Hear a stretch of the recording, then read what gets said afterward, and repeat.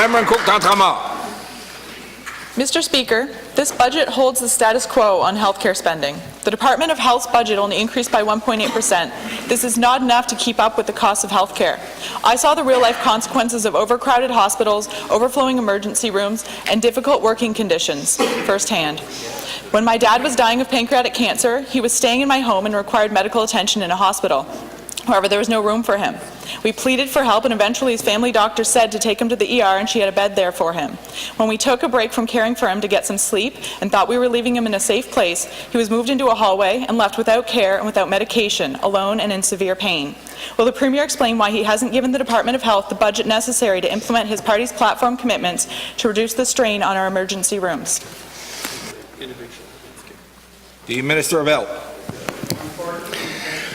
Thank you for the question, and may I express my sincere sympathies of the story concerning your father. I experienced similar things with my own father, and I know how difficult that is, so I am sincere in offering you that.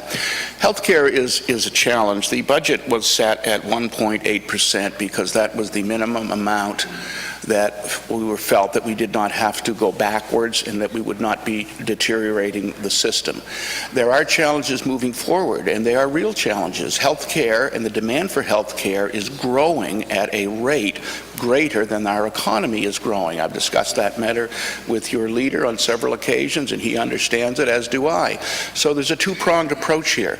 We need to revisit the federal-provincial relationship with respect to health care, and we need a formula based upon age rather than population, and we need to look at all the efficiencies that we possibly can in our system. So thank you for the question.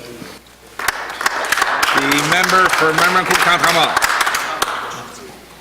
Mr. Speaker, as acknowledged earlier by the Minister of Health, these problems are not new to this government. Successive governments, regardless of color, have pushed the issue of solving the crisis in our healthcare sector down the road. Now the system is bursting at the seams. This past weekend, a 58-year-old woman died just hours after waiting 11 hours to see a doctor at the emergency room at the Moncton Hospital.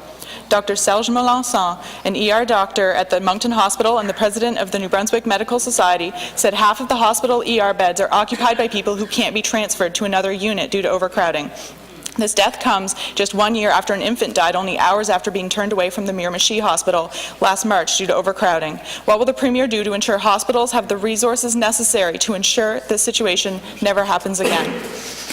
Minister of Health. Again, thank you for the question, and those are indeed tragic stories which are a challenge to all of us. And stories like that transcend political affiliation, they transcend political color or everything else like that. We all know what the challenges are. We know that our population is aging at a faster rate than our economy is growing.